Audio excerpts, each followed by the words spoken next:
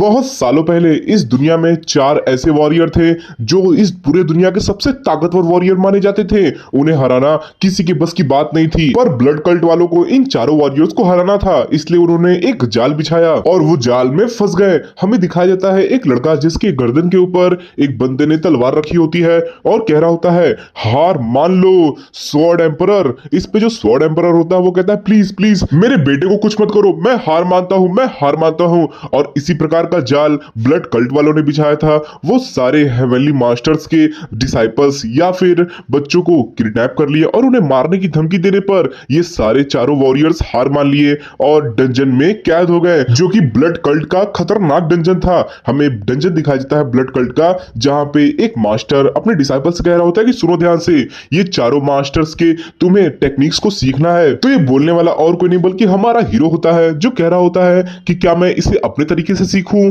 अपने तरीके से इन सब के अंदर से 4 मार्शल आर्ट्स को निकलवाऊं, या फिर मैं कोई और तरीका इस्तेमाल करूं। इस पे ये इसका मास्टर कहता है कि जो इच्छा करे वो यूज करो, समझ गए ना। मैं जानता हूं तुम इस ब्लड कल्ट के सबसे अच्छे डिमोनिक इंस्ट्रक्टर हो, तुम कुछ भी कर सकते हो, समझ गए, तो जैसे चाहे वैसे करो, पर तुम्हारे पास सिर्फ 10 साल है, समझ गए ना। इस पे हमारा हीरो कहता है मैं समझ गया मास्टर, मैं आपको डिसअपॉइंट नहीं करूंगा।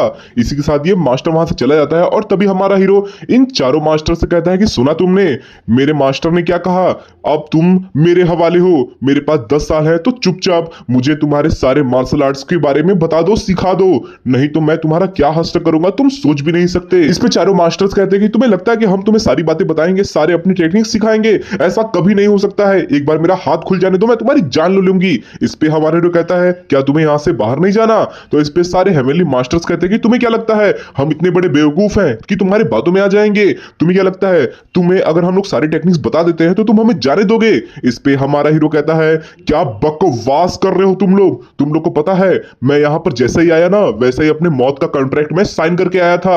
मेरे जो मास्टर अभी जो गए हैं ना, तुम्हें क्या लगता है तुम्हारी सारी टेक्निक्स 10 साल बाद सीखने के बाद वो मुझे जिंदा छोड़ देंगे? नहीं, वो मुझे भी मार देंगे क्योंकि मैंने तुम्हारी सारी की सारी टेक्निक्स को सीखा हुआ है। ये सुनते ही सारे मास्टर्स बहुत ज्यादा शॉक हो जाते हैं, पर तभी हमारा हीरो कहता है तुम्हें पता है उन लोगों ने मुझे मौका क्यों दिया तुम्हारे टेक्निक्स को सीखने का? क्योंकि मैं तुम्हारे टेक्निक्स को सीख ही नहीं सकता हूँ। जानते हो क्यों? क्योंकि मैं अपनी क्यूआई को सर्कुलेट नहीं कर सकता हूँ, मेरे पास कोई क्यूआई नहीं, मेरा डांटियान तोड़ दिया गया है, इसलिए मैं कोई भी मार्शल आर्ट नहीं सीख सकता हूँ। वो बस तुम्हारे साथ मजाक कर रहे हैं और 10 साल तक तुम्हें बस तड़पाएंगे यहाँ पे, समझ गए ना। और वो मुझे भी यहाँ पर छोड़ चुके हैं, पर सोचो क्या हो 10 साल बाद मैं तुम्हारी सारी टेक्निक सीख लूं और उनको ये बात पता चल जाए तो क्या वो मुझे जिंदा छोड़ेंगे? नहीं, वो मुझे मार देंगे।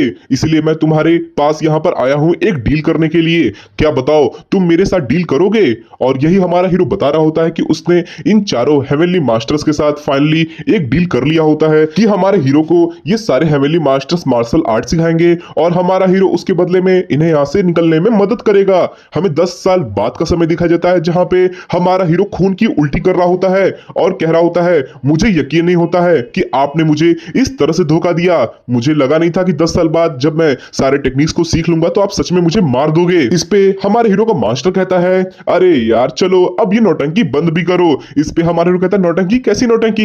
इस पे मास्टर कहता है मैं ये अच्छे से जानता हूं कि तुमने स्टार्टिंग से ही हम पे कभी भरोसा नहीं किया, क्योंकि उसका सबूत मेरे सामने है। जो चारों हेवनली मास्टर्स को अभी तक मर जाना चाहिए था वो तुम्हारे पीछे खड़े हैं तुम्हारा साथ देने के लिए। और गाइस फाइनली हमें ये चारों हेवनली मास्टर्स का नाम रिवील करवाया जाता है, जिसमें पहला ग्रीन फॉरेस्ट का मास्टर हो अक मिंग होता है और दूसरी फ्रोजन मून गॉडेस येरिन उन होती है, तीसरा बरजर्कर हु हॉनमून होता है और चौथे स्वॉर्ड मास्टर यांगुन हु होते हैं। और ये सभी हमारे हीरो के पीछे खड़े होते हैं और वही हमारा हीरो भी ये सुनते ही बहुत ज्यादा ही शॉक्ड हो चुका होता है। पर तभी उसका मास्टर कहता है कि तुम्हें पता है मैं इन सबको बहुत अच्छी तरीके से जानता हूं, इनको मैंने खुद टॉर्चर किया है। ये जितने भी मार्शल आर्टिस्ट तुम्हारे पीछे खड़े हैं ना उनकी बॉडी रिकवर हो चुकी है, मैं ये अच्छे से देख सकता हूं, समझ गए ना। इसीलिए मुझे बेवकूफ समझने की कोशिश तो बिल्कुल मत करना। तुम्हें पता है मैं तुम्हें आज यहाँ पर एकदम श्योरली मारने वाला हूं, क्योंकि तुम मर भी गए तो वैसे भी मेरा कुछ नहीं बिगड़ेगा, मेरा कोई नुकसान नहीं होगा, क्योंकि जो मार्शल आर्ट इन चारों मास्टर ने सीखी है ना वो पहले ही डंजन की दीवारों पर उतरे हुए हैं। अगर मैं उन्हें देखता हूं और उन्हें कॉपी करता हूं तो अवश्य मैं इन सारे चारों मास्टर्स के सीक्रेट को जान पाऊंगा। ये सुनते ही हमारा हीरो कहता है अच्छा ऐसी बात है क्या, आ जाओ तब, आ जाओ मुझसे लड़ लो और हरा दो मुझे, मार दो यहीं पर। मैं एक बात बता दूं तुम्हें, तुम कुछ नहीं पा पाओगे और अगर तुमने उस मार्शल आर्ट को सीखने की कोशिश भी की ना तो तुम मारे जाओगे, तुम क्यूआई नेवी स्टेशन में चले जाओगे, यानी तुम्हारा जो डांटियान है वो तबाह हो जाएगा। और एक और बात बता दूं मैं तुम्हें, मैंने 4 मार्शल आर्ट नहीं सीखे बल्कि मैंने 5 मार्शल आर्ट सीखे हैं। ये कहने के साथ ही हमारा हीरो अपने पावर को अनलीश कर देता है और हमें फाइनली हमारा हीरो का फॉर्म दिखाई देता है। जो मार्शल आर्ट वो यूज करने वाला होता है वो डिवाइन क्यूआई ब्लास्ट टेक्निक होती है, जो कि सिर्फ ब्लड कल्ट का जो ब्लड डीमन होता है ना वही सीख सकता है। हमारे हीरो को देखकर उसका मास्टर कह रहा होता है कि ये कैसे हो सकता है, आखिर तुमने हमारे सेक्ट मास्टर की टेक्निक को कैसे सीख लिया, ये इम्पॉसिबल है। पर वहीं हमारा हीरो खड़े होकर सोच रहा होता है कि मैंने अभी तक पूरे मार्शल आर्ट को अच्छे से सीखा नहीं है, इस डिवाइन क्यूआई ब्लास्ट टेक्निक को मैंने अभी अच्छे से हासिल नहीं किया है, पर फिर भी ये मार्शल आर्ट इन सब के लिए तो काफी होगा। यहाँ पर अगर हेवनली ब्लड डीमन नहीं आता है ना तो उसके अलावा मैं यहाँ पर सबको हरा सकता हूँ। और ये कहने के साथ ही हमारा हीरो और जितने भी दूसरे मार्शल आर्टिस्ट होते हैं वो रश कर देते हैं इन सभी ब्लड कल्ट वालों पे। ब्लड कल्ट वाले भी कहते हैं मार दो सभी को। वहीं पे दोनों में अटैक होने लगता है, बहुत तगड़ी भिड़ंत होती है जहां पे एक बंदा फिस्ट एम्परर को मारने आ रहा होता है और वो एक जोरदार लात दे भी मारता है, पर तभी फिस्ट एम्परर के मुक्के पे ये लात लगी होती है और वो कहते हैं मैं तुम ब्लड कल्ट वालों में से किसी को नहीं छोड़ूंगा। और वो तभी एक जोरदार मुक्का इस ब्लड कल्ट पे दे मारते हैं। वहीं पे जो बर्जर्क डीमन होता है वो कह रहा होता है कि मैं तुम सबको आज खत्म कर दूंगा, आज से ब्लड कल्ट का नामो निशान खत्म हो जाएगा। और वो सभी को मार रहा होता है, पर तभी उसके पीछे से एक ब्लड कल्ट का बंदा अटैक करने के लिए आ जाता है। पर वहीं पे फ्रोजन गॉडेस अपने अटैक को मारते हुए कहती है कि तुम्हारी हिम्मत कैसे हुई मेरी बेइज्जती करने की, तुम्हें इसका कर्ज चुकाना होगा ब्लड कल्ट। और वो तुरंत ही पीछे वाले बंदे पे एक जोरदार फ्रोजन अटैक दे मारती है जिससे कि वो बंदा वहीं पे जम जाता है। और तभी सारे एम्परर सामने देखते हैं तो बहुत सारे ब्लड कल्ट के बंदे अटैक करने के लिए आ रहे होते हैं और सभी कहते हैं कि अभी हमें और बहुत ज्यादा फाइटिंग करनी है। पर तभी स्वॉर्ड सैंड अपने तलवार को जोर से मार देते हैं उन सब पे और एक रास्ता बनाने लगते हैं। सभी एम्परर्स कह रहे होते हैं आगे बढ़ो, हमें एक रास्ता बनाना होगा, भाग निकले यहां से। पर तभी जो मास्टर होता है हमारे हीरो का वो खड़े होकर देख रहा होता है कि आखिर वो मेरा ससुरा लड़का कहां गया। पर तभी हमारा हीरो उसके ऊपर से आता है और कहता है ओ तुम मुझे ढूंढ रहे हो, मैं यहां हूं। और ये कहने के साथ ही एक जोरदार मुक्का हमारा हीरो इसके चेहरे पे दे मारता है। पर तभी हमारा हीरो पूछता है कि बताओ मेरा मुक्का तुम्हें कैसा लगा। पर वो सामने देखता है तो हमारे हीरो के मास्टर के पीछे से कोई आ रहा होता है रश करते हुए, और ये और कोई नहीं बल्कि ब्लड कल्ट का ब्लड डीमन होता है। और वो आते ही वहां पर जोरदार तरीके से अपने ब्लड क्यूआई से अटैक कर देता है। हमारा हीरो सोच रहा होता है अरे यार ये ब्लड डीमन भी यहाँ पे आ गया, अब तो हम नहीं बचने वाले। और उसी पहाड़ में, जिस पहाड़ में हमारा हीरो लोग को कैद किया गया होता है, उसी पहाड़ में एक जोरदार ब्लास्ट हो जाता है जहां पे हमारा हीरो बता रहा होता है कि आज के दिन ही हम सभी लोग मारे गए, मैं ही नहीं जितने भी एम्परर्स थे ना वो भी मारे गए मेरे साथ। इसी के साथ सीन शिफ्ट होता है, हमें शहर के किनारे का एक गांव दिखाया जाता है जहां पर एक कमरे के अंदर से एक बच्चा बाहर निकल रहा होता है और चिल्लाते हुए कह रहा होता है मास्टर मास्टर उठिए, क्या फिर से दिन में सपने देख रहे हैं। इस पे ये मास्टर कहता है आखिर तुम्हें क्या चाहिए। इस पे ये बच्चा कहता है कि मास्टर आपको पता है ट्रेनिंग ग्राउंड में सारे के सारे दूसरे मेरे साथी आपका इंतजार कर रहे हैं ट्रेनिंग करवाने के लिए, तो चलिए मेरे साथ। इस पे ये मास्टर कहता है कि ये लो ये बॉल ले जाओ और मुझे परेशान मत करो, जाओ इसके साथ खेलो। इस पे ये जो बच्चा होता है वो मास्टर को खींचने लगता है कि नहीं मास्टर चलिए, नहीं तो मैं जो ग्रैंड मास्टर है ना उनसे जाके आपकी शिकायत करूंगा, चलिए चलिए जल्दी चलिए। वो जिद करने लगता है और तभी ये मास्टर कहता है अच्छा ठीक है यार चलो चलो आज तुम्हें अच्छे से ट्रेनिंग देता हूं। वहीं पे ये बच्चा मास्टर को लेके जाने लगता है और तभी हमारा हीरो बताता है कि आज से 1 महीने पहले मार्शल आर्ट स्कूल के टीचर के बॉडी में आ गया पता नहीं कैसे। और तभी हमें हमारा हीरो फाइनली दिखाया जाता है जो कि सोयोंग बेक होता है। ये बेक मार्शल आर्ट एकेडमी का मास्टर होता है और हमारे हीरो का भी नाम सोयोंग बेक होता है। हमारा हीरो सोच रहा होता है कि आज से 1 महीने पहले मैं पता नहीं कहां से इस बॉडी के अंदर आ गया। ये बच्चा के पास एक दिल की बीमारी है, इसका दिल में कोई बीमारी है जिसकी वजह से इसकी कंडीशन हमेशा ही खराब होती रहती है और बार बार ये मरते मरते बचता रहता है। इसके जो फादर थे ना वो हर एक डॉक्टर के पास गए इसे दिखाने के लिए और चेकअप करवाया, दुनिया के बेस्ट डॉक्टर के पास वो गए, पर फिर भी वो लोग कोई भी इलाज नहीं बता पाए। पर फिर उसके पिताजी ने सोचा कि चलो क्या हुआ अगर हम गांव के किनारे चलते हैं और वहां पे ताजी हवा मिले, फ्रेश पानी मिले, जिसे पीकर हवा को लेकर ये ठीक हो जाए। पर यहाँ पर आने के बाद मार्शल एकेडमी खोलने के बाद भी बिग फैमिली का जो यंगेस्ट लड़का था उसका कंडीशन सही नहीं हुआ और खराब होता गया, क्योंकि इसकी दिल की जो बीमारी है उसकी वजह से ये क्यूआई को अपने अंदर नहीं स्टोर कर सकता है, यानी जो इस दुनिया की पावर है ना उसे नहीं फील कर सकता। ये लड़का भी हर जगह पे अपने इलाज के लिए फिरता रहता था और हर एक उपाय को कोशिश करने की सोचता रहता था, पर अंत में इसे एक डिमोनिक आर्ट्स मिली जिसका वो इस्तेमाल करते हुए बहुत ज्यादा ही खून फेंकने लगा और खून फेंकते फेंकते इसकी वहीं पे मौत हो गई। जिसके बाद मेरी आत्मा इसके बॉडी के अंदर घुस गई और फिर मैं इसके बॉडी में जगा। पर आपको पता है एक बात और बतानी है मुझे, जो ब्लड कल्ट है ना वो आज से सदियों पहले गायब हो चुकी है इस पूरी दुनिया से, यानी उसका नामो निशान नहीं बचा, वो मिट चुकी है। सीन थोड़ी देर बाद का दिखाया जाता है जहां पे कोई कह रहा होता है कि तुम्हारे पास कुछ कहने के लिए है, तो इस पे हमारा हीरो कहता है मैं क्या कहूं, अगर इन बच्चों को मार्शल आर्ट सीखना ही है तो इन्हें दर्द क्या होता है और दर्द की फीलिंग क्या होती है उसे पता होना अवश्य आना चाहिए, और अगर ऐसा नहीं होता है तो ये पैसे, समय और सारी चीजों की बर्बादी होगी, बर्बादी। उन बच्चों को मुझे धन्यवाद कहना चाहिए। ये सुनते ही सामने जो बंदा बैठा होता है वो जोरदार तरीके से एक मुक्का दे मारता है और कहता है क्या उन बच्चों को तुम्हें शुक्रिया कहना चाहिए, तुम्हारा दिमाग खराब हो गया है क्या? किस प्रकार का टीचर बच्चों को, छोटे छोटे बच्चों को इस तरह से इतना खतरनाक तरीके से ट्रेनिंग करवाता है? तुमने उन्हें कई घंटों तक लगातार ट्रेनिंग करवाया, तुम्हें पता भी उनकी हालत क्या हो गई है। इस पे हमारा हीरो सोच रहा होता है अरे यार मैंने इनके मुक्के को देखा पर मैं इसे डॉज नहीं कर पाया, और तभी वो जमीन पे लेटे लेटे सोच रहा होता है कि अरे पर मैं जब ब्लड कल्ट में था तो मैं इससे भी ज्यादा हार्ड ट्रेनिंग किया करता था। इस पे ये सामने वाला बंदा कहता है तुम मेरी बात सुन भी रहे हो, और तभी हमें दिखाया जाता है जो सामने वाला बंदा बोल रहा होता है उसका नाम मोहन बीक होता है और वो हमारे हीरो का फादर होता है। वो कहता है तुम्हारा दिमाग सच में खराब हो गया है, एक बच्चे को इतना हार्ड ट्रेनिंग नहीं देना चाहिए। पर तभी पीछे से एक स्टूडेंट दौड़ते हुए आ रहा होता है और कहता है मास्टर मास्टर। इस पे ये जो मोहन बेक होते हैं वो पूछते हैं बताओ क्या हुआ जांगिल? तो इस पे ये जांग इल स्टूडेंट कहता है कि मेरे भाई को आपकी मदद चाहिए, प्लीज उसकी मदद करिए। ये सुनते ही मास्टर बीक कहते हैं ये क्या हो रहा है आखिर यहाँ पे, और तभी हमें दिखाया जाता है कि जो जांगिल का बड़ा भाई का बाप होता है ना उसे लेकर आ रहा होता है दौड़ते हुए और कह रहा होता है मास्टर प्लीज मेरे बेटे को बचा लीजिए। ये सुनते ही मोहन बीक कहते हैं कि इसे मुझे दो, आखिर इसके साथ क्या हुआ? हमारा हीरो भी इस बच्चे की कंडीशन को देख के सोच रहा होता है कि जो चोटें इसे लगी है वो एक लड़ाई के बाद लगी हुई चोटें हैं, पर वहीं मोहन बीक इसके सारे मेरिडियंस को और ब्लड फ्लो को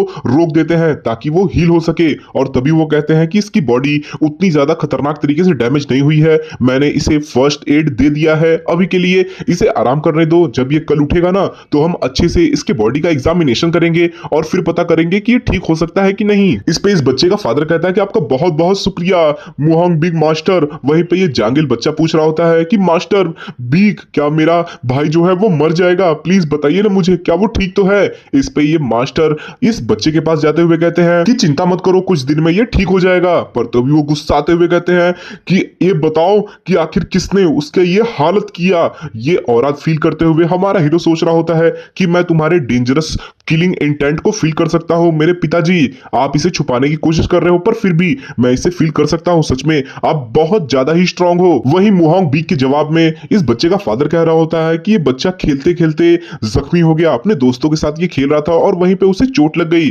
इस पे ये मास्टर कहते हैं कि मैं अपने बच्चों में से फेवरेट्स नहीं चुन रहा हूं, उनकी तारीफ भी नहीं कर रहा हूं, पर ये जो बच्चा है ना ये मेरे सारे स्टूडेंट में सबसे अच्छा स्टूडेंट है, और इस बच्चे की मैं चोट को देख पा रहा हूं और जिस टेक्निक से इसे चोट पहुंचाई गई है ना वो टेक्निक वो नहीं है जो मैं यहाँ पे सिखाता हूँ। ये सुनते ही बच्चे का फादर थोड़ा हिचक रहा होता है, पर तभी ये बच्चा कहता है कि आपको पता है मास्टर मेरे भाई की ये हालत उस जिन मार्शल आर्ट एकेडमी के स्टूडेंट्स ने किया है, आपको पता है वो सब मेरे भाई को चिढ़ाते हुए कह रहे थे कि जो बेक मार्शल एकेडमी वाले जो बच्चे को सिखाया जाता है ना वो सब बस कचरा होता है, उनको कचरा मार्शल आर्ट सिखाया जाता है, उनकी मार्शल आर्ट अच्छी नहीं है। ये सुनते ही मोहंग भी कहते हैं क्या वो जिन एकेडमी वो तो कुछ दिन पहले ही यहाँ पर स्टैब्लिश हुई है ना? तो इस पे ये जो बाप होता है बच्चे का वो कहता है कि हाँ वो जिन एकेडमी है, और सुनने में यह है कि इस जिन फैमिली में नामगुम फैमिली का एक दूर का रिलेटिव रहता है यहाँ पर, इसी वजह से कोई भी उनको ऊपर उंगली उठाने का नहीं सोचता है और बहुत सारे बच्चे उस एकेडमी में ट्रेनिंग लेने के लिए जा रहे हैं। ये सुनने के साथ ही मोहंग भी कहता है कि चलो ठीक है मैं कल जाकर उनसे बात करूंगा वहां पर और उन्हें एक एक्सप्लेनेशन तो देना ही होगा।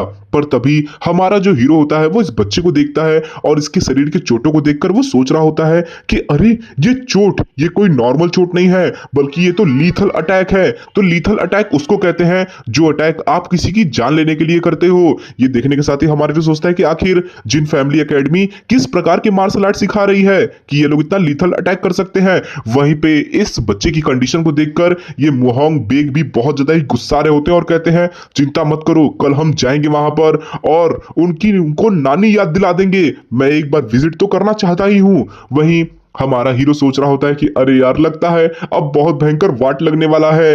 यार मत जाइए यार, पिताजी मेरे वहां पे मत जाइए, हो सकता है वहां पे कुछ डेंजरस हो। पर हमारा हीरो बताता है कि जैसा मैंने सोचा था वैसा ही हुआ। अगले दिन का हमें समय दिखाया जाता है जहां पर हमारा हीरो इस जिन एकेडमी के बाहर खड़ा होता है और चिल्ला रहा होता है, बाहर आओ, यहाँ का जो हेड मास्टर है वो बाहर आए, मैं उससे बात करना चाहता हूँ। और तभी दरवाजा खोलते हुए एक बहुत बड़ा मुस्टंडा बाहर आता है और कहता है, क्या हुआ, इतनी सुबह सुबह तुम लोग शोर क्यों मचा रहे हो। इस पर मोहन भी कहता है कि हेलो सर, हम यहाँ पर इस जिन फैमिली के जो हेडमास्टर है उनसे मिलने के लिए आए हैं। वही हमारा हीरो इस मुस्टंडे को देख के सोच रहा होता है, अरे यार, तुम ये कह रहे हो कि ये बड़ा सा मुस्टंडा नांगबुंग फैमिली के दूर का रिश्तेदार है, ये तो बहुत ज्यादा ही खतरनाक दिख रहा है। वही फिर मोहन भी कहते हैं कि कल मेरे एक स्टूडेंट को आपके स्टूडेंट ने बहुत बुरी तरीके से मार दिया है, जिसके कारण वो इस समय बहुत ज्यादा ही क्रिटिकल कंडीशन में है और उसी का मैं एक्सप्लेनेशन चाहता हूँ। इस पे ये जो बंदा होता है वो अपने कान से मैल निकालते हुए कहता है कि तो क्या हुआ, इसमें कौन सी बड़ी बात हो गई, बच्चे तो हमेशा ही लड़ते रहते हैं।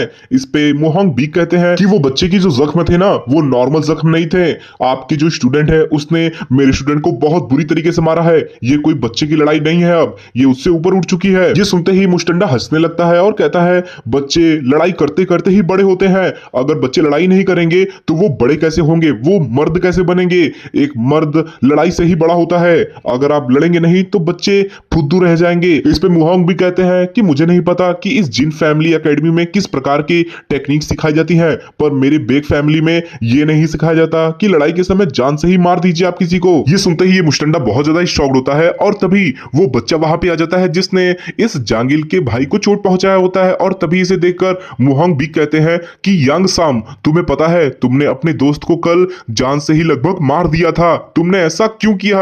और ये सुनते ही ये जो मुस्टंडा होता है वो इस बच्चे की तरफ घूर के देखता है गुस्से में। ये बच्चा बहुत ज्यादा नर्वस हो जाता है और वो कहता है, नहीं, मैंने उसे चोट नहीं पहुंचाया, मैंने फेयर और स्क्वायर लड़ा है, मैंने कोई किसी प्रकार की चीटिंग नहीं की। इस पे मुगोंग भी कहते हैं, फेयर और स्क्वायर, तुमने अपने दोस्त को लगभग मार ही दिया था। इस पे ये जो मुस्टंडा होता है वो रोकते हुए मुगोंग बी को कहता है कि बस बहुत हो गया, मेरे स्टूडेंट को इस तरह से एक्यूज करना बंद करो, समझ गए ना, अगर तुम्हें डील करना है तो आओ मेरे से बात करो, तुम यहाँ पर इस तरह से फड़फड़ा रहे हो इस वजह से सिर्फ कि तुम्हारा जो स्टूडेंट है वो मारा गया। जानते हो वो क्यों मारा गया, क्योंकि वो बहुत ज्यादा ही कमजोर था, तुमने उसे अच्छे से ट्रेनिंग नहीं दी। ये सुनते ही हमारे जो कहता है, तुम्हारी हिम्मत कैसे हुई ऐसा मेरे मास्टर और मेरे बारे में ऐसा बोलने की। इस पर ये मुस्टंडा कहता है कि सही तो बोल रहा हूं मैं, तुमने अच्छे से सिखाया ही नहीं होगा, तुम जैसा अगर किसी का टीचर हो ना तो वो स्टूडेंट कभी भी अच्छे से सीख नहीं सकता। और तभी हमारा हीरो अगल बगल ध्यान देता है कि बहुत सारे स्टूडेंट्स जो कि बेक मार्शल आर्ट के और जिन मार्शल आर्ट एकेडमी के दोनों को स्टूडेंट वहां पे आ चुके होते हैं और सभी कह रहे होते हैं, अरे यहाँ पे क्या एक मार्शल आर्ट कंपटीशन होने वाला है, क्या यहाँ पे कोई ड्यूअल होने वाला है, हमें भी देखना है, लड़ो लड़ो, हमें भी देखना है। और ये देखने के साथ ही हमारा हीरो सोचता है, अरे यार, हम लोग इस मुस्टंडे के जाल में फंस चुके हैं, इस मुस्टंडे ने अपने इस योंगसम स्टूडेंट से इसीलिए मेरे स्टूडेंट को चोट पहुंचाई होगी कि हम लोग यहाँ पर आए और इसे मौका मिले हमारे एकेडमी की बदनामी करने के लिए, हमें हराने के लिए। अगर मेरे फादर इस फाइट को इग्नोर कर देते हैं और यहाँ से जाने लगते हैं तो उन्हें सब लोग बहुत ज्यादा ही कावड़ समझेंगे, एक डरपोक मानेंगे और कोई भी अब बेग फैमिली एकेडमी में नहीं आएगा। पर अगर ये मास्टर मेरे पिताजी अभी लड़ते हैं तो इनको एक ऐसा व्यक्ति माना जाएगा जो कि बच्चों की फाइट में इन्वॉल्व हो जाता है और अपने गुस्से में आकर बहुत ज्यादा ही गलत हरकतें करता है। दोनों तरफ से ही मेरे पिताजी की बेइज्जती होने वाली है। पर तभी पीछे से इस जिन फैमिली एकेडमी के अंदर से एक बुढ़ा निकल आ रहा है और वो खांसने लगता है, ओह अरे यहाँ पे क्या हो रहा है। इस बूढ़े को देखकर सभी जिन एकेडमी के स्टूडेंट्स नमस्ते कहते हैं और तभी ये बूढ़ा मास्टर कहने लगता है, तुम्हें पता भी है तुम किससे यहाँ पर बात कर रहे हो, ये डायरेक्ट डिसेंडेंट है नामगुंग फैमिली के, जो नामगुंग फैमिली के पैट्रिक है ना उनके चचेरे भाई की मौसेरी लड़की के ये बेटे हैं, वो भी एक लौते बेटे। ये सुनने के साथ ही ये मुस्टंडा कहता है, अरे अरे मास्टर, आपको मेरी इतनी तारीफ करने की जरूरत नहीं है, पर सच में मैं नामगुंग फैमिली का ही रिलेटिव हूँ। ये सुनते ही हमारा हीरो सोचता है कि मैं अपना हाथ को बेट लगाता हूँ कि ये एक नामगुंग फैमिली का डिसेंडेंट नहीं है, ये मैं गारंटी से कह सकता हूँ। ये सुनते ही वहां पे बहुत ज्यादा ही हल्ला होने लगता है कि अरे क्या सच में ये नामगुंग फैमिली से बिलोंग करता है। पर तभी हमारा हीरो सोचता है, अरे ये सब नामगुंग फैमिली को एक अफवाह की तरह इस्तेमाल कर रहे हैं, उनका नाम इस्तेमाल कर रहे हैं, सच में में ये बहुत बड़ी बात है। लगता है अब मुझे एंट्री करनी होगी इस टॉपिक के अंदर। और तभी हमारा हीरो आगे बढ़ते हुए कहता है, ओह तो आप लोग नामगुम फैमिली से हैं, अरे वाह। तभी मैं सोचूं कि ये जो योंगसाम है जिसने हमारे स्टूडेंट को हरा दिया, वो सच में इतनी अच्छी मार्शल आर्ट कहां से सीखा होगा। आप लोग यहाँ पे जरूर नामगुम फैमिली के मार्शल आर्ट को सिखाते होगे, तभी जाकर आपका स्टूडेंट इतना ज्यादा ताकतवर बना है। तो इस पे ये मुस्टंडा कहता है, अरे हाँ हाँ बेशक तुम एकदम सही कह रहे हो, मैं इसका गर्व करता हूँ कि हम नामगुम फैमिली से बिलोंग करते हैं, और अगर तुम चाहते हो ना तो मैं तुम्हें भी सिखा सकता हूँ। ये सुनने के साथ ही वहां पे एकदम हल्ला मच जाता है कि क्या सच में ये बंदा नामगुम फैमिली से है, यार यहाँ के मार्शल आर्ट तो बहुत ज्यादा ही कमाल की होगी। ये देखकर मुहॉन्ग बीक हमारे हीरो के फादर भी कहते हैं कि सोरियंग यू तुम क्या कर रहे हो। पर तभी हमारा हीरो आंख मारता है कि फादर चिंता मत करिए, मैं संभाल लूंगा। और तभी हमारा हीरो कुछ ऐसा बोलता है जिसे सुनकर सभी बहुत ज्यादा ही आश्चर्यचकित जाते हैं। वो कहता है कि पता है तुम्हें, मुझे पता नहीं था कि नामगुम फैमिली लीथल अटैक का भी इस्तेमाल करती है। इस मूव्स को देखकर, इस मार्शल आर्ट को देखकर मुझे ऐसा लगा कि ये कोई डार्क मार्शल आर्ट है। ये सुनते ही वहां पे सभी बहुत ज्यादा ही आश्चर्यचकित हो जाते हैं। सभी लोग भी कहते हैं, क्या ये क्या बोल रहा है, क्या सच में ये डार्क मार्शल आर्ट है। और तभी हमारा हीरो कहता है कि तुम्हें पता है जो डार्क मार्शल आर्ट होती है ना, वो स्टार्टिंग में सीखने में बहुत ज्यादा ही आसान होती है, पर आगे चल के कोई भी इस डार्क मार्शल आर्ट को प्रॉपर एजुकेशन की कंप्लीट नहीं कर सकता है, ये आगे फुद्दू सी हो जाती है। और तभी ये जो मुस्टंडा होता है वो गुस्साते हुए कहता है, लड़के तुझे पता भी है तू क्या बोल रहा है, अपनी जुबान पे लगाम रख। इस पे हमारा हीरो कहता है, अरे देखो देखो तुम्हारा रिएक्शन ही ये बता रहा है कि तुम लोग डार्क मार्शल आर्टिस्ट हो, लगता है तुम्हें सुसु आ गई है, जाओ बाथरूम का यूज कर लो। वही हमारे हीरो का फादर टेलीपैथी से हमारे हीरो से कहता है कि सोर्योंग तुम ये क्या कर रहे हो। इस पे हमारा हीरो पीछे मुड़ता है और अपने फादर को देखता है। उसका फादर कहता है कि तुम्हें पता भी है एक स्कूल को ये बात के लिए एक्यूज करना कि वो डार्क मार्शल आर्ट का प्रैक्टिस कर रहे हैं और लोगों को ये चीज सिखा रहे हैं, ये बहुत बड़ा क्राइम है, क्या तुम श्योर हो इसके बारे में। तो इस पे हमारा हीरो कहता है, फादर आप चिंता मत करिए, मैं संभाल लूंगा। और तभी हमारा हीरो कहता है कि आप जिन मार्शल अकेडमी के टीचर्स आप नामगुम फैमिली से आए हो ना, तो क्यों ना हम इसको कंफर्म कर लें। चलिए मैं अभी जा रहा हूं नामगुम फैमिली क्लेन में, और वहां जाके उन लोग को कहता हूं कि यहाँ ये और अपने डिसेंडेंट को, अपने वंशज को बहुत ज्यादा ही कॉन्ग्रेचुलेट करिए और उसे बहुत ज्यादा ही पैसे दीजिए, शाबाशी दीजिए कि उसने यहाँ पर एक मार्शल आर्ट एकेडमी खोली है। ये सुनने के साथ ही मुस्टंडा कहता है, क्या तुम कहां जा रहे हो। तो इस पे हमारा हीरो कहता है, चलो मैं जा रहा हूं नामगुम फैमिली में, और अच्छा ही ना होगा अगर वो यहाँ पे आते हैं और तुम्हारा मार्शल आर्ट चेक करते हैं, तो हमें भी पता चल जाएगा कि तुम कोई डार्क आर्टिस्ट मार्शल आर्ट को नहीं सिखा रहे हो। ये सुनते ही ये मुस्टंडा बहुत ज्यादा ही गुस्सा जाता है और कहता है, ससुरे ये तू क्या बोल रहा है, अगर एक बार ये बात बोली तो मैं तुझे इतना मारूंगा कि तुझे पछतावा होगा कि तू इस दुनिया में पैदा ही क्यों हुआ। पर इस मुस्टंडे के इस रिएक्शन को देखकर वहां पर जितने भी लोग होते हैं वो बहुत ज्यादा ही बात करने लगते हैं कि अरे देखो देखो, क्या ये सच में नामगुम फैमिली का नाम इस्तेमाल कर रहे हैं, क्या ये कोई बहरूपिये हैं जो यहाँ पर डार्क मार्शल आर्ट का इस्तेमाल कर रहे हैं। देखो ये मुस्टंडा कैसे गुस्सा रहा था अभी, हाँ हाँ ये सच हो सकता है। पर वहीं जो मास्टर होते हैं जिन एकेडमी के बुढ़े, वो कहते हैं कि बच्चे तुम्हें अपनी जुबान पे लगाम लगाना चाहिए, तुम्हें पता भी है जो तुम बोल रहे हो अगर वो गलत निकला ना तो तुम्हारा क्या हाल होगा। ये सुनते ही हमारा हीरो कहता है, मतलब क्या है तुम्हारा कहने का। और हमारा हीरो तभी समझ जाता है कि जो असली मेन विलन है ये बुढ़ा ही है। और तभी ये बुढ़ा कहता है कि तुम्हें पता है तुमने अभी जस्ट नामगुम फैमिली को ये आरोप लगाया है कि वो डार्क मार्शल आर्ट का इस्तेमाल कर रहे हैं, और तुम्हें पता है अगर ये रूमर्स फैल गए ना तो वो यहाँ पर इन्वेस्टिगेट करने जरूर आएंगे, पर तुम फिर कैसे साबित करोगे बताओ। अगर तुम साबित करने में ये हासिल नहीं कर पाए तो फिर तुम्हें जो पनिशमेंट मिलेगा ना वो बहुत भयानक होगा, समझ जाना।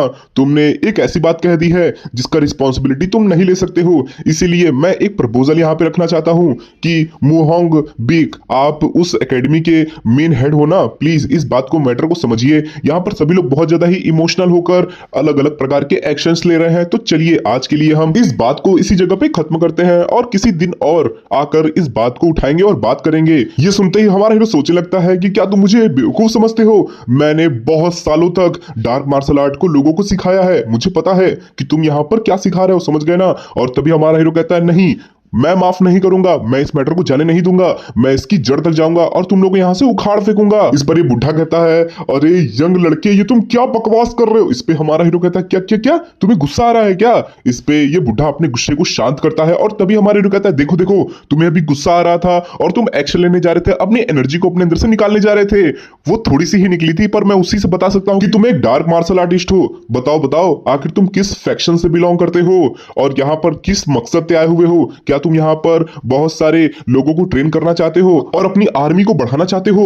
ये सुनने के साथ ही ये जो बुढ़ा होता है वो एकदम अपनी एनर्जी को रिलीज कर देता है और कहता है अरे लड़के देखो देखो तुमने आखिर मेरा गुस्सा बाहर निकाल ही दिया। जैसे ही वो हंस रहा होता है वहां पर बहुत भयंकर एनर्जी वेव्स निकल रहे होते हैं, तूफान आने लगता है और सबके कान फटने लगते हैं। लोग कह रहे होते हैं आखिर इतनी तगड़ी तूफान कहां से आ रही है, इसके सिर्फ हंसने से मेरे कान में दर्द होने लगे। और इसे देखकर हमारा हीरो कहता है, फाइनली बुढ़े तुमने अपना असली रंग दिखा दिया। लेकिन सच में तुम्हारे पास बहुत ज्यादा ही कमाल की टेक्निक है, तुम ताकतवर लग रहे हो। पर तभी इस बुढ़े के शरीर को देखकर सभी वहां पे कहने लगते हैं, देखो देखो इस बुढ़े की बॉडी चेंज हो रही है। और तभी हमें फाइनली इस बुढ़े का असली रूप दिखाया जाता है जिसकी बॉडी बहुत ज्यादा ही मस्कुलर हो चुकी होती है। और तभी वो कहता है, ससुरे तू सच में बहुत ज्यादा ही चालाक बंदा है, तूने मेरी असलियत के बारे में जान लिया, पर आज तू मरेगा। ये सुनते ही वहां पे जितने भी लोग होते हैं वो कहने लगते हैं, अरे चलो चलो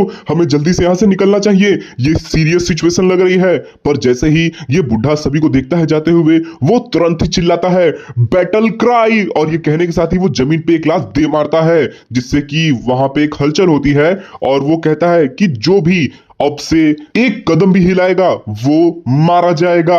और ये आदेश वो अपने साथियों को दे देता है, दूसरे डार्क मार्शल आर्टिस्ट वालों को दे देता है। और वैसे ही सारे के सारे डार्क मार्शल आर्टिस्ट वहां पे आ जाते हैं और सभी को घेर लेते हैं। ये देखकर सभी कहते हैं, अरे प्लीज हमें जाने दीजिए, हमारी कोई गलती नहीं है, हम किसी से कुछ नहीं कहेंगे, प्लीज जाने दीजिए। ये देखकर हमारा हीरो सोचता है, अरे यार यहाँ पे तो बहुत बड़ी दिक्कत की बात हो गई है। और तभी हमारा हीरो इस बुढ़े से कहता है कि हे बुढ़ऊ, क्या तुम अपनी आइडेंटिटी रिवील ना हो, इसकी वजह से यहाँ पर जितने भी लोग हैं उन सभी को मार के शांत कर दोगे।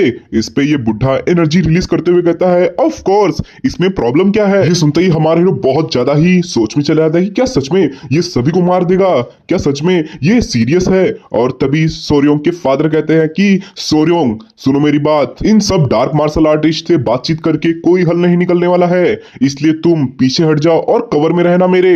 और ये कहने के साथ ही वो अपना स्वॉर्ड निकाल लेता है और फाइट के लिए तैयार हो जाता है। फादर कहता है कि बच्चे सुनो, तुम्हारा ये जो एडमिरेशन है ना वो बहुत ज्यादा ही कमाल का है, तुमने पता लगा लिया कि ये डार्क मार्शल आर्टिस्ट है, पर तुम कोई भी क्यूआई जनरेट नहीं कर सकते हो, इसलिए तुम इनसे नहीं जीत पाओगे, इसलिए पीछे हटो, हीरोइज्म दिखाने की कोई जरूरत नहीं है। पर तभी हमारा हीरो कहता है, पर फादर मैं लड़ सकता हूं। पर तभी ये जो मुस्टंडा होता है और जो बुढ़ा होता है वो एक दूसरे को इशारा करते हैं और तभी मुस्टंडा रश करते हुए इस मुहोंग बीक पे अटैक करने के लिए आ जाता है और कहता है कि फाइट के बीच में अपना ध्यान नहीं हटाना चाहिए। और वो जोरदार तरीके से अटैक कर देता है। इस अटैक को आता हुआ देख लेता है मुहोंग बीक और तुरंत ही अपने स्वॉर्ड से इसे ब्लॉक करता है और दोनों की ही स्वॉर्ड क्लैश कर जाती है। पर मुहोंग बीक का जो स्वॉर्ड होता है वो पीछे ढकला जाता है और वो भी पीछे ढकला जाते हैं। पर तभी हमारा हीरो ध्यान देता है कि उनका स्वॉर्ड कांप रहा होता है इस वाइब्रेशन से।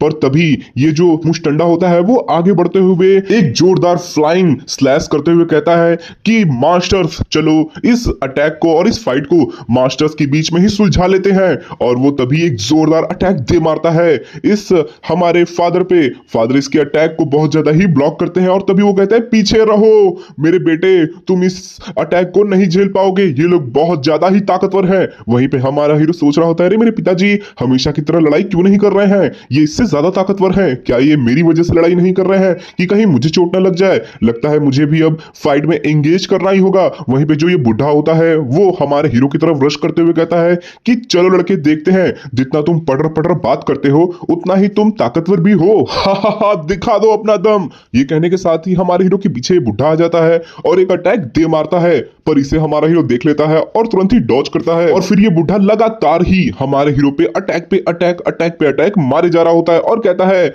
चूहे बिल्ली का खेल खेलना बंद करो लड़के और एक मर्द की तरह मुझसे लड़ाई करो, मारो मुझे। वहीं पे हमारा हीरो इस अटैक्स को फील कर रहा होता है और सोच रहा होता है कि मैं इन सारे अटैक्स को डॉज तो कर सकता हूँ, पर अब मुझे ऐसा फील हो रहा है कि ये जो बुढ़ा है उसके अटैक्स स्लो हो रहे हैं। क्या ये मुझे अंडर एस्टिमेट कर रहा है कि मैं ज्यादा ताकतवर नहीं हूँ? चलो ये मेरे एडवांटेज में आ सकता है। पर वहीं ये बुढ़ा अटैक करते हुए हंस रहा होता है कि बच्चे डरो मत, मैं तुम्हें इंजॉय करके मारूंगा, ऐसे नहीं मारूंगा। पर वहीं पे हमारा हीरो एक ओपनिंग देख लेता है और तुरंत ही वो कहता है मिल गया मुझे ओपनिंग, और एक जोरदार मुक्का वो उसके पेट पे दे मारता है और ये बुढ़ा दूर फेंका जाता है। उसे दर्द हो रहा होता है, पर तभी वो कहता है बच्चे दोबारा मैं तुम्हें अपने यहाँ पर अटैक नहीं करने दूंगा, इसलिए रेडी हो जाओ मरने के लिए। पर तभी हमारा हीरो कुछ सोने के सिक्के इस बुढ़े पे दे मारता है, जिससे कि इसका ध्यान भटक जाता है और तभी हमारा हीरो उसके पीछे आ जाता है और कहता है तुम्हें पता है एक बात, ये पहली बार नहीं है जब मैं एक ऐसी बॉडी का इस्तेमाल कर रहा हूं जिसमें कोई क्यूआई ही नहीं हो। ये सुनते ही बुढ़ा कहता है क्या कहा तुमने? भागना बंद करो, समझ गए ना? और वहीं लगातार वो अटैक कर रहा होता है हमारे हीरो पे। हमारा हीरो भी सारे अटैक्स को डॉज कर रहा होता है, पर तभी उसे एक और ओपनिंग मिल जाती है अटैक करने के लिए और वो उसके हाथ की कोहनी पे एक जोरदार अटैक दे मारता है। पर तभी हमारा हीरो सोच रहा होता है मैंने अपनी फुल पावर का यहाँ पे इस्तेमाल किया, पर मुझे नहीं लग रहा कि इस बॉडी में अधिक पावर बची हुई है। क्या मैं इसके शरीर को पैरालाइज कर दूं? हाँ, यही अच्छा मेथड होगा। और तभी हमारा हीरो कहता है कि तुम्हें पता है मेरे अंदर ज्यादा पावर नहीं है, पर यही कुछ सेकंड ही मेरे लिए काफी है तुम्हें हराने के लिए। और तुरंत ही हमारा हीरो उसके पीठ पे जाता है और जितने भी उसके हाथ पैर के प्रेशर पॉइंट्स होते हैं, एक्यूपंक्चर पॉइंट्स होते हैं, उनको ब्लॉक कर देता है, जिसकी वजह से वो हिल नहीं पा रहा होता। ये बुढ़ा भी कहता है कि मैं हिल क्यों नहीं पा रहा हूं। पर वहीं हमारा हीरो इसके बहुत ज्यादा ही करीब आता है और इसके सर को पकड़कर अपने पैर के ठुड्डी से दे मारता है एक मुक्का मुंह पे इसके जोरदार तरीके से। ये देख के बुढ़ा कहता है प्लीज रुको, पर तभी हमारा हीरो कहता है कि एक लात तुम्हारे लिए काफी नहीं होगा, ले ससुरे एक और खा। ये बुढ़े का मुंह एकदम पिचनी हो जाता है, पर तभी हमारा हीरो कहता है कि दो मुक्के भी काफी नहीं होंगे, ले तीसरा खा और दर्द का मजा ले। एक और मुक्का वो अपने पैर से दे मारता है और जंप करते हुए पीछे चला आता है। पर वहीं ये बुढ़ा कहता है कि लड़के मैं तुझे नहीं छोड़ूंगा। पर तभी हमारा हीरो कहता है अभी तो पार्टी शुरू हुई है, और वो फिर इस बुढ़े के पीछे जाता है और इसके सारे बॉडी के प्रेशर पॉइंट्स को फिर से ब्लॉक करने लगता है। पर तभी ये बुढ़े को देखकर हमारा हीरो सोचता है क्या मेरा ये टेक्निक काम किया? पर ये बुढ़ा एक जोरदार स्ट्राइक हमारे हीरो पे दे मारता है। उससे बचकर हमारे हीरो सोच रहा होता है अरे ये बुढ़े ने अपने ब्लड से अपने सारे क्यूआई पॉइंट्स को बचाना स्टार्ट कर दिया है। वही बुढ़ा कहता है ससुरे मैं तुझे मार दूंगा, और वो रश कर देता है हमारे हीरो पे। हमारा हीरो भी सोच रहा होता है कि मैंने इसके सारे क्यूआई पॉइंट्स को जितना हो सकता था ब्लॉक कर दिया है, अब वक्त का खेला है बस। वहीं पे ये जो बुढ़ा होता है वो लगातार हमारे हीरो पे अटैक कर रहा होता है और कह रहा होता है तुझे पता है तुझ जैसे कितने कीड़े मकोड़ों को मैंने मारा है? इस पे हमारा हीरो कहता है तुझे पता है मैंने तुझ जैसे कितने कीड़े मकोड़ों को ट्रेन किया है। और तभी हमारे हीरो को एक और मौका मिलता है। सारे अटैक्स डॉज करने के बाद वो फिर से सारे प्रेशर पॉइंट्स को इस बुढ़े के ब्लॉक करना स्टार्ट कर देता है, जिसपे इस बुढ़े को फाइनली झटका लगने लगता है। वहीं हमारा हीरो सोच रहा होता है इसे फाइट करते हुए कि तुम्हें पता है इस पूरी दुनिया में आज तक मैंने जितने भी स्टूडेंट्स को सिखाया है उन सब ने मुझे हमेशा नीचा देखा है, क्योंकि मैं क्यूआई का इस्तेमाल नहीं कर सकता था। मात्र इस वजह से तुम लोग अपने आप को सुपीरियर समझते हो, क्योंकि तुम लोग पैदा ही क्यूआई के साथ हुए थे। पर आज तक जो भी मेरे तरफ इस खराब नजरों से देखा है ना, तुम्हें पता है उसके साथ क्या हुआ है? वो तुम्हारी ही तरह मारा गया है। और ये कहने के साथ ही हमारा हीरो एक जोरदार कोहनी का अटैक इसके सर पे मार देता है, जिसके बाद ये जो अटैक लगता है वो इतना ज्यादा खराब होता है कि इस बुढ़े का वहीं पे सिर ही हिल जाता है और वो बेहोश होकर जमीन पे गिर जाता है। पर तभी हमारा हीरो जैसे ही इस बुढ़े को हराता है वो देखता है कि उसके नाक से भी खून निकल रहा होता है। वो सोचता है कि यार मैंने बहुत ज्यादा ही लगता है अपने बॉडी पे स्ट्रेन डाल दिया है, यानी बहुत ज्यादा ही थका दिया है अपनी बॉडी को। काश मैं क्यूआई का इस्तेमाल कर पाता। पर तभी उसे पीछे किसी की ऑरा फील होती है और हमें वो बुढ़ा दिखाई देता है जो कि अपना फाइनल अटैक मारने के लिए आ रहा होता है। और हमारा हीरो इस अटैक को देखकर सोच रहा होता है यार मैं इसे डॉज नहीं कर सकता हूं। पर तभी ये क्या, हमारे हीरो का फादर वहां पे आ जाता है और तुरंत अपने शॉर्ट स्लैश का मारते हुए उस बुढ़े के हाथ को ही काटकर आसमान में उड़ा देता है। और तभी वो हमारे हीरो से पूछता है तुम ठीक तो हो मेरे बेटे? इस पे हमारे हीरो कहता है हाँ ठीक ही ठाक हूं। और तभी वो सोचता है कि मेरे फादर कोई नॉर्मल मार्शल आर्टिस्ट नहीं है, उन्होंने इतने कम समय में इस मुस्टंडे को भी हरा दिया और तुरंत ही मुझे बचाने भी आ गए। आखिर ये यहाँ पर इस तरह छुपे छुपे क्यों घूम रहे हैं? पर तभी हमारा हीरो कहता है अरे हाँ फादर आपको पता है हमने जब इन सबको हरा दिया है और यहाँ पे बहुत ज्यादा ही लोगों ने विटनेस किया है कि क्या हुआ है, तो हम मार्शल अलायंस को इसके बारे में बता सकते हैं कि डार्क अलायंस अपना जगह बना रही थी और इस एकेडमी में बच्चों को ट्रेन कर रही थी, फिर हम आराम से यहाँ पर इनको सजा दिलवा सकते हैं। वहीं पे ये सुनते ही सभी जो लोग होते हैं वो कहते हैं अरे वाह इन्होंने बुरे लोगों को हरा दिया। मोहन बिक, आप सच में कमाल के हो, आप बेस्ट हो। सोर्योंग बिक, आपकी जय हो, आप भी बहुत ज्यादा ही कमाल का काम किए हो, वाह आप लोग बहुत ज्यादा ही ऑसम हो। पर वहीं पे हमारा हीरो का फादर हमारे हीरो को देखता है कि सोर्योंग तुमने आज कमाल किया, पर इसके बारे में हमें अपने एकेडमी में चलकर बात करनी होगी कि तुमने इतना अच्छा ट्रेनिंग कब लिया और कैसे लिया। पर वहीं पे ये क्या, हमारा हीरो बेहोश होने लगता है और उसे तुरंत ही उसका फादर पास पहुंच के पकड़ लेता है और कहता है सोर्योंग तुम ठीक तो हो सोर्योंग। इस पे हमारे हीरो कहता है पिताजी लगता है मुझे थोड़ा नींद आ रहा है, प्लीज मेरा ख्याल रखिएगा। इस पे फादर कहते हैं सोर्योंग सोर्योंग तुम ठीक तो हो। पर इसी के साथ हमारा हीरो बेहोश हो जाता है और तभी हमें कुछ दिन बाद का समय दिखाया जाता है जहां पे मार्शल अलायंस ने उस जिन एकेडमी का सारा ख्याल रख लिया होता है, सारी चीजों को निपटा लिया होता है और वहीं पे हमारा हीरो सारे छोटे लड़कों को ट्रेनिंग दे रहा होता है। और वो एक लड़का सोच रहा होता है अरे यार मेरे पैर कांप रहे हैं, मम्मी मुझे आपकी बहुत याद आ रही है। वहीं दूसरा स्टूडेंट कहता है कि क्या हम लोग भाग लें, मास्टर अभी सो रहे हैं, तुम्हें पता है सोते समय उन्हें पता नहीं चलेगा। इस पे हमारा हीरो सोचता है अबे चूहो मैं तुम सबको सुन सकता हूँ। पर वहीं पे जांग इल कहता है कि यार तुम लोग क्या कर रहे हो, अगर तुम लोग इतनी आसान ट्रेनिंग को भी नहीं सह सकते हो तो तुम लोग मास्टर की तरह खतरनाक वॉरियर कैसे बनोगे। ये सुनते ही हमारा हीरो सोचता है वाह बच्चे तुमने बहुत अच्छा कहा। वहीं पे दूसरे स्टूडेंट भी कहते हैं क्या हमारे मास्टर भी इतने ज्यादा ताकतवर हैं। इस पे ये जांगिल कहने लगता है अरे तुम्हें पता भी नहीं है कितने ज्यादा ताकतवर है हमारे मास्टर भी, तुम्हें पता है उन बैड गाइस का इन्होंने क्या हासिल किया, एक ही स्लैश में इन्होंने उन सबको मार दिया। जब ये अपने हाथों को हिलाते हैं तो एक सुनामी आती है, जब ये अपने पैरों को पटकते हैं तो भूकंप आता है, ये अपने सिर्फ हाथों से ही बड़े से चट्टान को भी काट सकते हैं। ये सुनते ही हमारे हीरो सोचने लगता है अब तुम ज्यादा बोल रहे हो बच्चे। वहीं पे ये बच्चा कहता है कि तुम्हें पता है हमारे मास्टर बिग आसमान में भी उड़ सकते हैं। इस पे हमारे सोचता है अबे ससुरे आसमान में उड़ने वाली टेक्निक के लिए क्यों आई चाहती है, मेरे पास वो नहीं है। पर इस जांगिल स्टूडेंट की बातें सुनकर सभी बहुत ज्यादा ही आश्चर्यचकित हो रहे होते हैं। पर तभी ये जांगिल कहता है तुम्हें पता है मुझे तो ऐसा भी फील होता है कि ये सुप्रीम मार्शल मास्टर है जो कि यहाँ पर छुपे हुए हैं और अपनी शांति से जीवन को जी रहे हैं। अगर हम अच्छे से ट्रेन करते हैं ना यहाँ पे तो हो सकता है कि इन फ्यूचर में हमारे मास्टर कुछ ऐसी टेक्निक्स हमें सिखा दें जो कि आज तक किसी ने नहीं सीखी है। ये सुनते ही बच्चे बहुत ज्यादा ही वाव कहते हैं कि क्या सच में इतनी ज्यादा पावरफुल मास्टर है। पर वहीं पे हमारा हीरो सोच रहा होता है कि बच्चे तूने काफी बातें झूठ बोली है पर तूने एक बात सच बोली है कि मेरे पास सच में 5 एलाइट टेक्निक्स हैं जो कि बहुत ज्यादा ही ताकतवर है। पर मैं इन बच्चों को सिखाना तो चाहता हूं पर मैं इन्हें सिखाऊंगा नहीं क्योंकि उन 5 टेक्निक्स को मैं खुद सीखने वाला हूं। एक वक्त आएगा जब मैं अपने क्यूआई को मास्टर कर लूंगा और उसके बाद मैं उन सारे टेक्निक्स को सीखूंगा और मैं उन चारों ग्रैंड मास्टर्स की जो विशेष थी ना एम्परर्स की वो भी पूरी करूंगा कि उनके डिसेंडेंट्स के पास, उनके वंशजों के पास उनकी टेक्निक्स पहुंचनी चाहिए। पर अगर नहीं भी मैं पहुंचा पाया ना तो कोई बात नहीं, मैं इन्हें खुद जरूर सीखूंगा। पर तभी ये जो बच्चा होता है वो और सारी बातें बोल रहा होता है। हमारा हीरो वहीं पे पहुंच जाता है और कहता है हे लड़के मैंने तुमसे कहा था ट्रेनिंग करने के लिए ना, ये तुम क्या बकवास कर रहे हो, क्या जब मैं सो रहा था तो तुम लोग मजे कर रहे थे, लो और हार्श पनिशमेंट लो। हमारा हीरो इन्हें हार्श ट्रेनिंग करवाने लगता है और सोचता है कि बच्चे तुम लोग को पता भी नहीं है कि तुम लोग यहाँ पर कितने आराम से जी रहे हो, ये गांव का इलाका एकदम शांत है, यहाँ पर कोई भी जंग नहीं है, यहाँ पर हमेशा फ्रेश वाटर है, अच्छी हवा है। पर अगर तुम यहाँ से बाहर निकलोगे ना तो हवा बहुत ज्यादा ही पॉल्यूटेड है, हर जगह पे तुम्हें खून की स्मेल मिलेगी क्योंकि इस गांव के बाहर बहुत खतरनाक दुनिया है। तुम लोग को मैं लकी मानता हूं कि तुम लोग को वो फेस ऑफ नहीं करना पड़ेगा।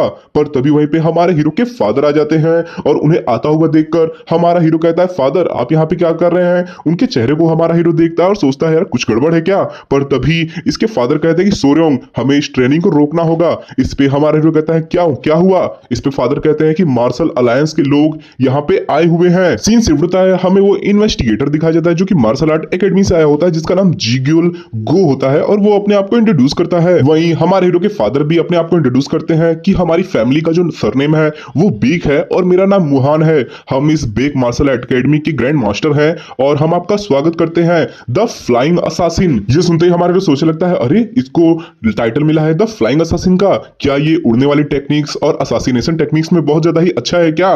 वहीं पे ये जो हमारे हीरो का फादर होता है वो अपने आप को कहता है कि मुझे आज तक कोई भी टाइटल नहीं मिला है इसलिए मेरा नाम बस मोहॉक बीकी ही है।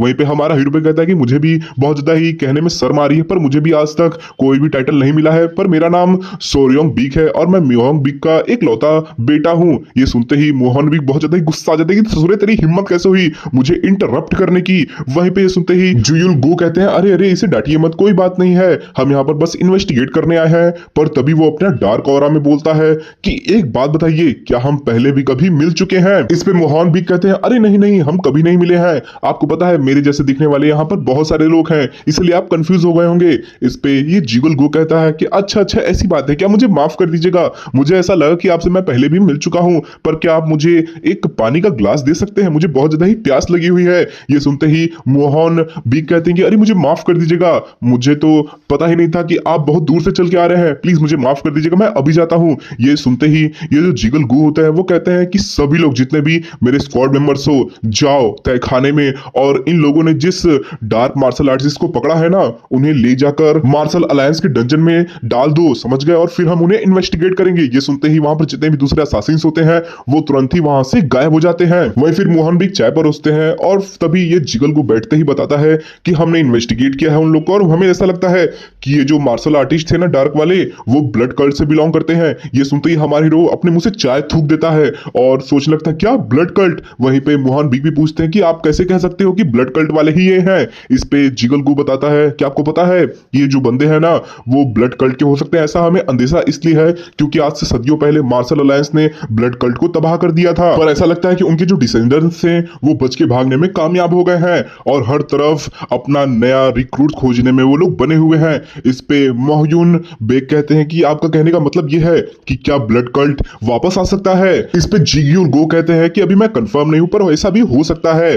और तभी वो जिगियल गो बहुत ज्यादा ही डरावना फेस बनाते हुए पूछता है कि एक बात बताइए, क्या आपको कुछ उन डार्क मार्शल आर्टिस्ट के बारे में पता चला, कुछ उन्होंने उगला आपके सामने? तो इस पर मोहयोन बेग कहते हैं कि नहीं नहीं, उन लोगों ने हमसे कुछ नहीं कहा, हमने डायरेक्ट बस उन्हें डंजन में बंद कर दिया है, हमने उन्हें छुआ भी नहीं। ये सुनते ही जिगल गो जाने लगता है और कहता है कि आपने बहुत ज्यादा ही अच्छा काम किया है, जो मार्शल अलायंस है वो आपको रिवार्ड देगी। इस पर मोहन बिग कहते हैं कि नहीं नहीं, हमने ये सब बिना किसी रिवार्ड को सोचे किया है, हमने फायदे में रहकर कुछ नहीं किया, प्लीज हम इस तरह शर्मिंदा मत करिए। ये कहने के साथ ही जिगल गो जो होते हैं वो बहुत ज्यादा ही सस्पिशियस नजरों से फिर से देखने लगते हैं। उनके अटायर को देखकर हमारा हीरो सोचता है कि यार ये कुछ गड़बड़ करने वाला है, मुझे बहुत ज्यादा ही बैड फीलिंग आ रही है। इसके जो पैर हैं वो क्लाउड टेक्निक को एक्टिवेट करने वाले हैं जिससे ये तुरंत भाग सकता है, और इसका हाथ स्वॉर्ड पे क्यों जा रहा है, क्या ये अटैक करने वाला है? पर तभी जिगल गो आगे बढ़ने लगते हैं और वो याद करते हैं, यार मैंने तुम्हें कहीं तो देखा है, कहां देखा है मुझे याद नहीं आ रहा।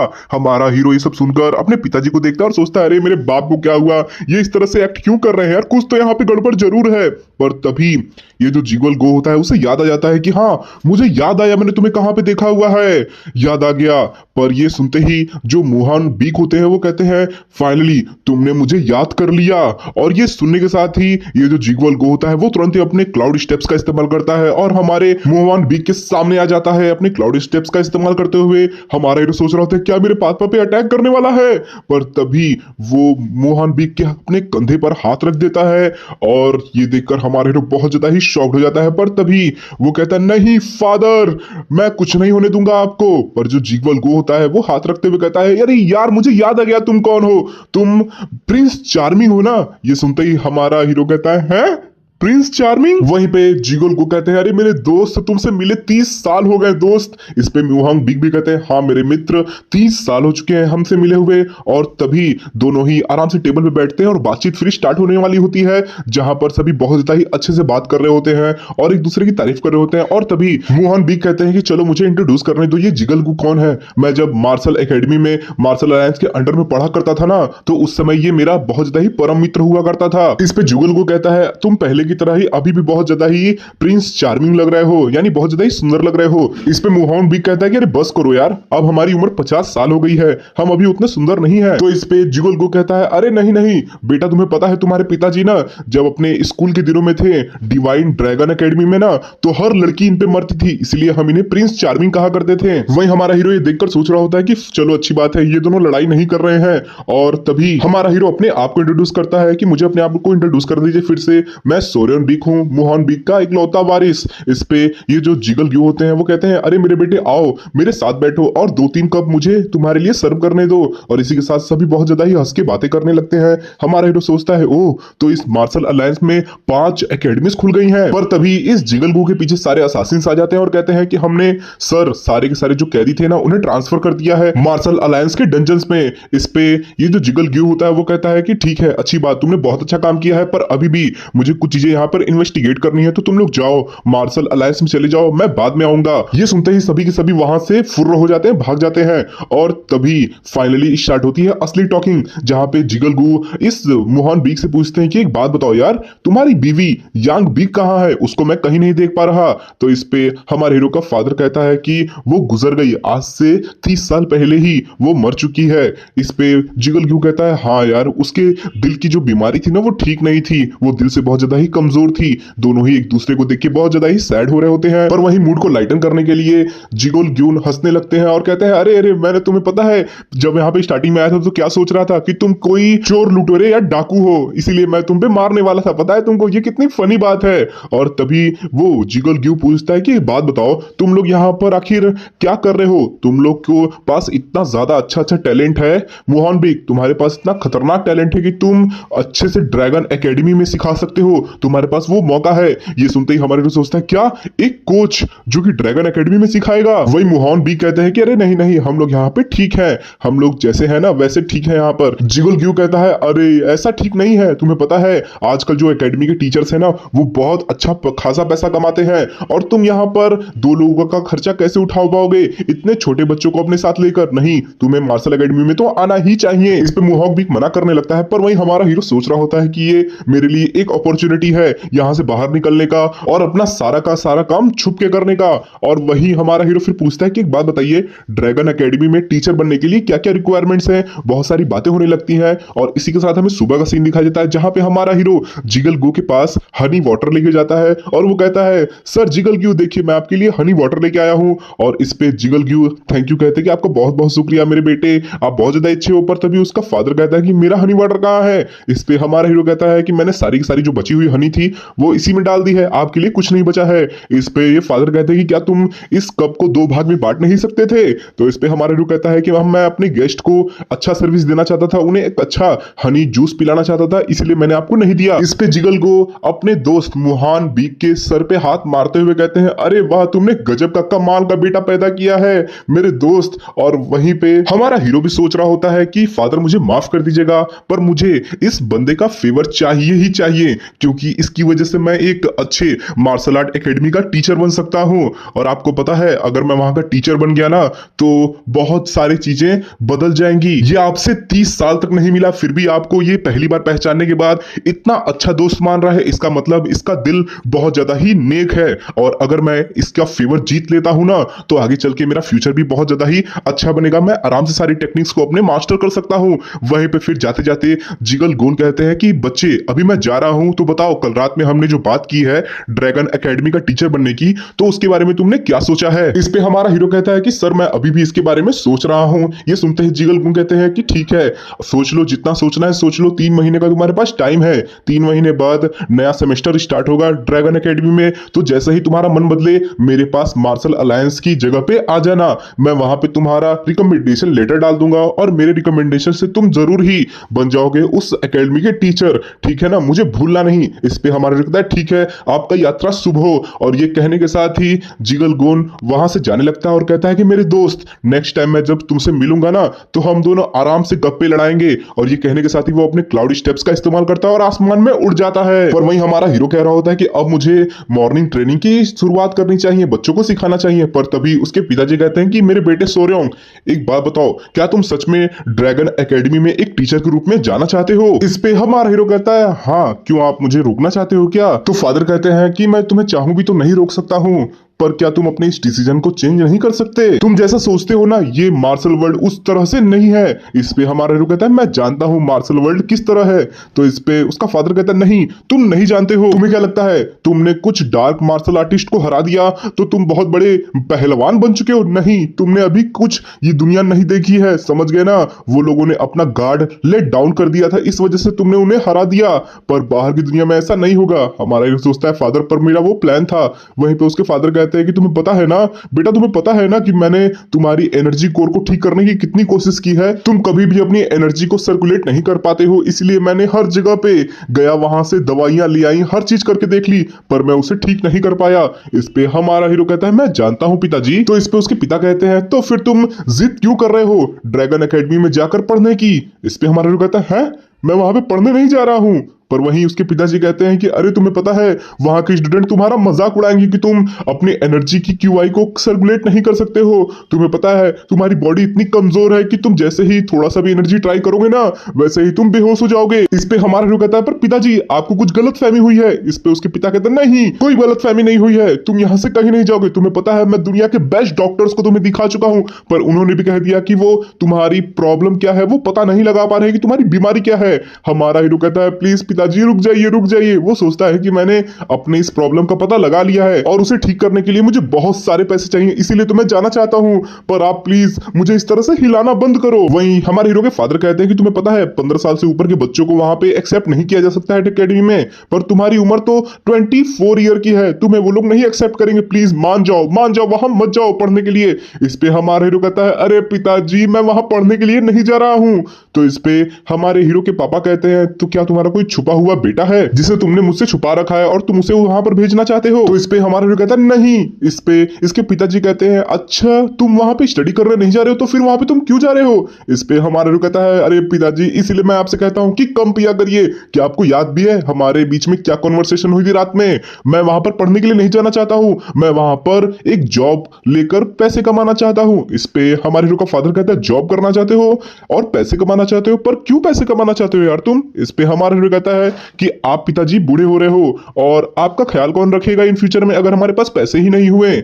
और इसी के साथ सीन शिफ्ट होता है, हमें हमारे हीरो का पास्ट का सीन दिखाया जाता है जब वो फॉरेस्ट एम्परर से ट्रेनिंग ले रहा होता है अपने ब्लड कल्ट में। और तभी वहीं पर जो फॉरेस्ट एम्परर होते हैं वो चिल्लाते हैं फॉरेस्ट एम्परर 18th टेक्निक। ये कहने के साथ ही वो जोरदार मुक्का दे मारते हैं जिससे कि बहुत ज्यादा ही एनर्जी वेव निकलती है और उसे हमारा हीरो डॉज करने में कामयाब हो जाता है। पर तभी फॉरेस्ट एम्परर कहते हैं तुम बहुत ज्यादा ही स्लो हो, फास्टर फास्टर और फास्ट बनो। ये कहने के साथ ही एक जोरदार मुक्का हमारे हीरो पे फॉरेस्ट एम्परर मार देते हैं जिसके बाद हमारा हीरो आसमान में उछल जाता है। और वो तभी कहते हैं कि बच्चे मैं तुम्हें इस तरह से मरता हुआ नहीं देख सकता, तुम्हें मेरी सारी टेक्निक सीखनी होगी, समझ गए ना। तो इस पे हमारा हीरो कहता है चिंता मत करिए। और ये कहने के साथ ही वो अपने पावर का इस्तेमाल करता है और रश कर देता है अटैक करने के लिए और कहता है कि ये अभी खत्म नहीं हुआ है। वो अटैक करने के लिए अपनी स्पीड का इस्तेमाल करके जा ही रहा होता है कि तभी फिस्ट एम्परर म्यूंग इनका नाम होता है वो कहते हैं कि मैं चाहता तो अभी तुम्हारा सर एक ही मुक्के से फोड़ सकता था पर मैं ऐसा नहीं करूंगा, ये बात तुम जानते हो ना। इस पे हमारा हीरो कहता है यस सर मैं ये बात जानता हूं। इस पे मास्टर मिंग कहते हैं कि आज के लिए बस हम इतना ट्रेनिंग काफी है पर मैं बच्चे तुम्हें कुछ बताना चाहता हूं। मैं जब इस पूरी दुनिया में घूम रहा था ना तो मैंने इस पूरी दुनिया में कुछ ट्रेजर्स खजाने को पाया था जो कि हेवनली हर्ब्स हैं और भी बहुत सारे मटेरियल्स हैं जो कि जल्दी पाए नहीं जा सकते हैं और उन सभी जगहों का लोकेशन बताना चाहता हूं। और मैं सिर्फ ये तुम्हें बता नहीं रहा हूं बल्कि मैं तुम्हें ये कह रहा हूं कि तुम उसे उठाकर अपना समझ सकते हो और उसे ले भी सकते हो क्योंकि अगर मैं यहां पर मर गया ना तो फिर वो सारी चीजें तुम्हारी ही हो जाएंगी, समझ गए। इस पे हमारे हीरो कहता है यार आप ये सब बातें क्यों कर रहे हैं, आप मुझे डरा रहे हैं। तो इस पे म्यूंग कहते हैं कि देखो बच्चे मैं अगर मर मरा गया यहाँ पे तो मैं नहीं चाहता कि सारे के सारे खजाने वेस्ट चले जाएं, इसलिए तुम उन्हें ले लेना। ये बात सुनने के साथ ही वहां पे एक सन्नाटा छा जाता है, एक दूसरे को हमारा हीरो और मास्टर म्यूंग देखने लगते हैं। और तभी हमारा हीरो कहता है कि आपको पता है आज मीट की सिर्फ एक ही सर्विंग है और आपको ज्यादा नहीं मिलने वाला अगर आप मुझे मक्खन लगा रहे हैं तो। इस पे मास्टर चिल्लाते हैं तुम्हें लग रहा है कि मैं ये सब बातें तुम्हें मक्खन लगाने के लिए बोल रहा हूं, तुम्हारा दिमाग खराब हो गया है क्या बे। तो इस पे हमारा हीरो कहता है मास्टर ये आप मुझे इस वजह से नहीं बोल रहे हैं, ठीक है चलिए मैं आपको मीट की 2 सर्विंग यानी 2 प्लेट मीट दे दूंगा।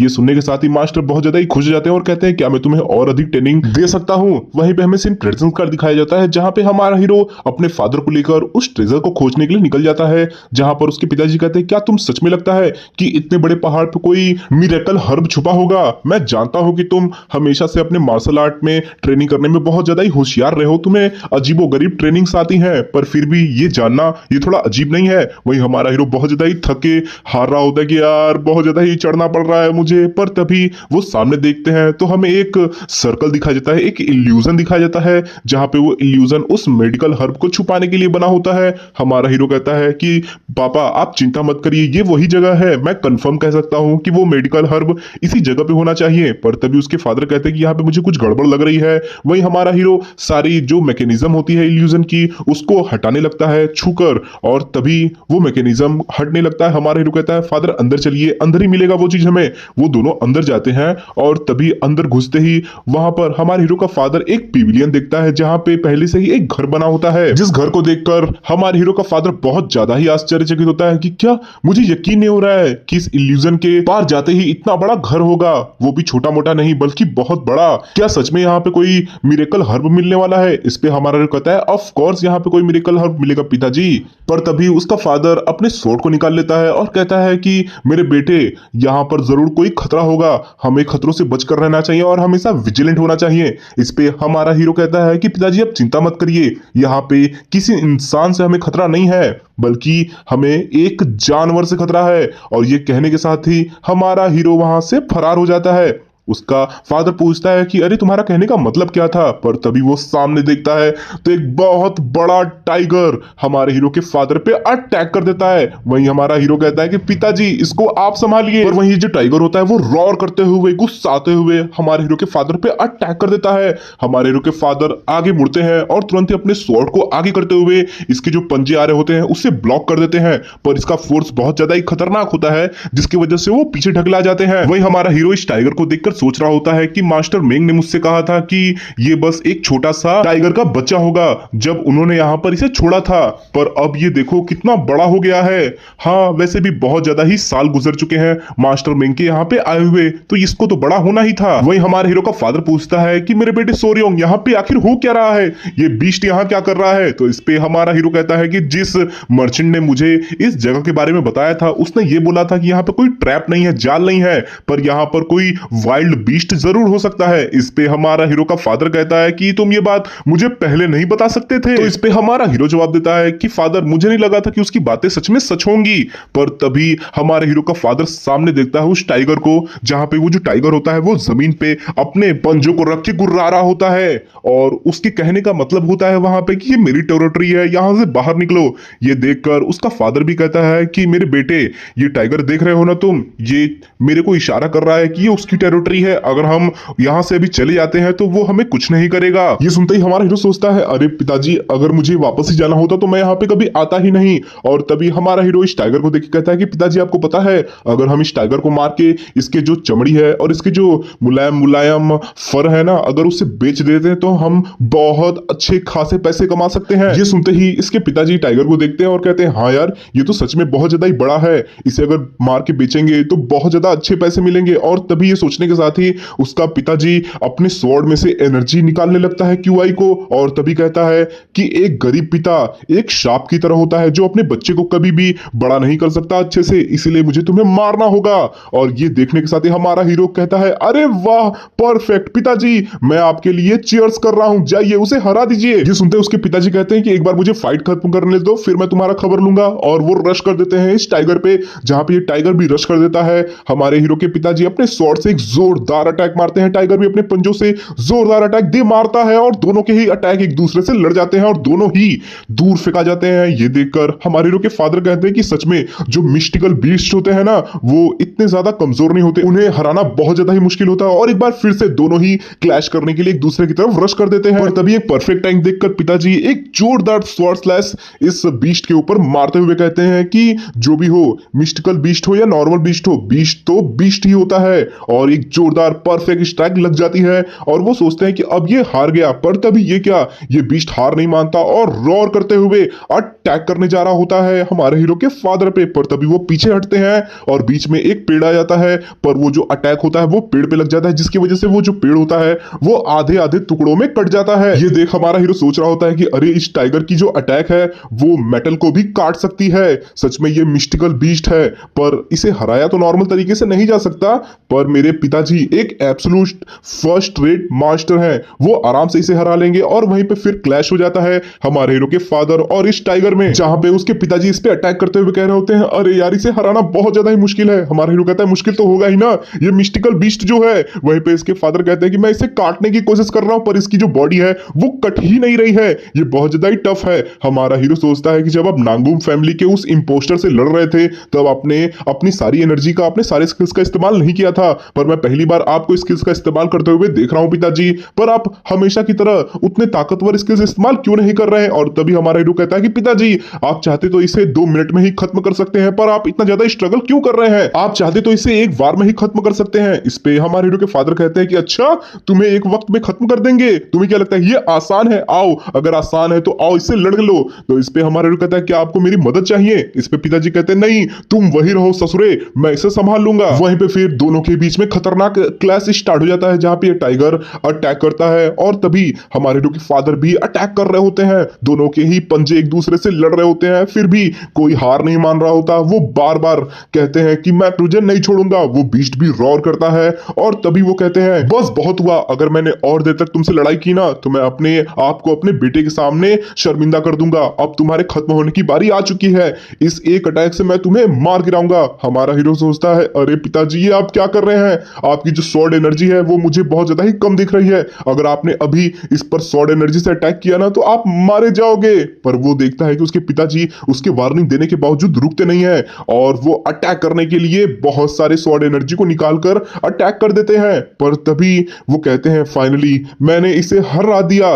पर हमारा हीरो चिल्लाता है पिताजी अपने पीछे देखिए, और ये टाइगर उनके पीछे आ चुका होता है रोर करते हुए। ये सुनते ही इसके पिताजी बहुत ज्यादा ही आश्चर्यचकित हो जाते हैं और ये टाइगर एक जोरदार पंच दे मारता है इसके फादर पे, जिससे कि ये एक परफेक्ट हिट जाकर लगता है और वो दूर फेंकाकर जाकर दीवार में लड़ जाते हैं, जिसके बाद उनके मुंह से बहुत ज्यादा ही खून निकल जाता है। ये देखकर हमारा हीरो बहुत ज्यादा ही शॉक्ड होता है और कहता है पिताजी नहीं, और वो रश कर देता है इस टाइगर पे, एक पत्थर मारकर इस टाइगर का